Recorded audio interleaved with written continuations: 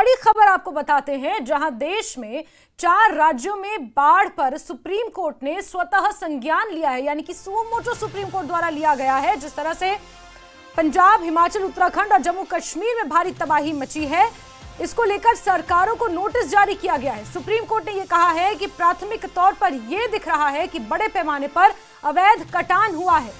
Supreme court ने स्वतः संज्ञान लेते हुए ये कड़ी टिप्पणी की है। इस पर 3 हफ्ते में सरकार से जवाब मांगा है। सीजेआई ने यह कहा है कि मीडिया रिपोर्ट्स में हिमाचल में बड़ी संख्या में लकड़ी बहते हुए दिखी है। जी हां, आपको याद होगा साल दर साल हिमाचल प्रदेश में लकड़ियों की बड़ी बड़ी खेप खड्डों और दरिया में बहती हुई देखी गई। हालांकि इस पर किसी ने कोई जवाब नहीं दिया, ना ही सरकार ने, ना ही विपक्ष ने इसके ऊपर कोई सवाल उठाया। लेकिन सुप्रीम कोर्ट ने स्वतः संज्ञान लेते हुए इस बात को उठाया, इस मुद्दे को उठाया।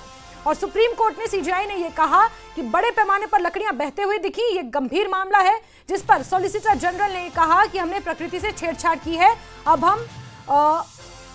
हमें उसी का जवाब प्रकृति दे रही है। शंकर आनंद हमारे सहयोगी जुड़े हुए हैं। शंकर, सुप्रीम कोर्ट ने सुओ मोटो इस पर लिया है, स्वतः संज्ञान लिया है और बड़ी चिंता व्यक्त की है, खासतौर पर हिमाचल प्रदेश में जो अवैध कटान हो रहा है उसको लेकर।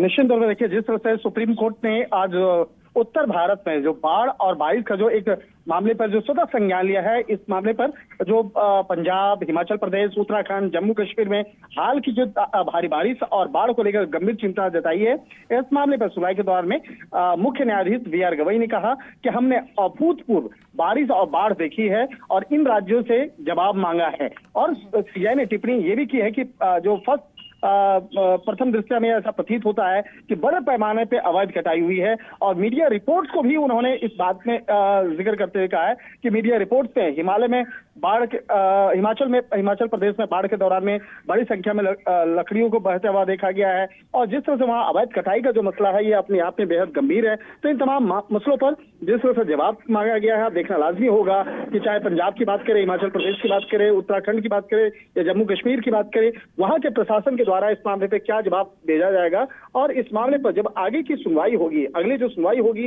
वो देखना बेहद महत्वपूर्ण होगा। इस मामले में सुप्रीम कोर्ट ने यह भी कहा है कि जिस तरह से उत्तराखंड, हिमाचल प्रदेश, पंजाब में अभूतपूर्व जो एक कहा जा सकता है भूस्खलन और बाढ़ देखा गया है, इस तरह का मामला पहले नहीं आता था। तो इसकी वजह क्या रही है, इस मामले पर एक रिपोर्ट मांगी गई है। तो एक तरह से कहा जा सकता है कि आज सुप्रीम कोर्ट इस मामले को लेकर बेहद संजीदा नजर आई और ये जो सुओ मोटो वाले मामले में जवाब मांगा गया है, तो एक तरह से कहा जा सकता है कि उन तमाम तस्वीरों को, जिसमें कि और खासकर वो तस्वीरें और वीडियो का हवाला उसमें दिया गया है, जो बकायदा इस मामले पे कई तस्वीरों और वीडियो में साफ तौर पे देखा जा रहा था कि भारी मात्रा में जो लकड़ियां हैं वो बहती हुई नजर आ रही हैं। तो इसका मतलब है कि अगर प्रकृति के साथ आप खिलवाड़ करते हैं तो निश्चित तौर पे उसका ये असर होता है। और यहाँ पर इस बात को भी आज कोर्ट में सुनवाई के दौरान में यहाँ पे कोर्ट के सामने कहा गया है। और इस मामले में सॉलिसिटर जनरल ने यहाँ तक कहा है कि हमने प्रकृति के साथ जितनी छेड़छाड़ की है, अब हमें उसी का जवाब दिया जा रहा है। तो एक तरह से कहा जा सकता है कि इस मामले को लेकर हर कोई संजीदा दिख रहा है, लेकिन राज्य सरकार के द्वारा इस मामले पे क्या आगे जवाब दाखिल किया जाएगा, वो देखना लाजमी होगा। और इस मामले में जो अगली तारीख जो सुनवाई क्या होगी, वो इस मामले में थोड़ी देर के बाद स्पष्ट कर दिया जाएगा। ठीक है, बहुत शुक्रिया शंकर जुड़ने के लिए हमारे साथ। तो सुप्रीम कोर्ट ने स्वतः संज्ञान लिया है।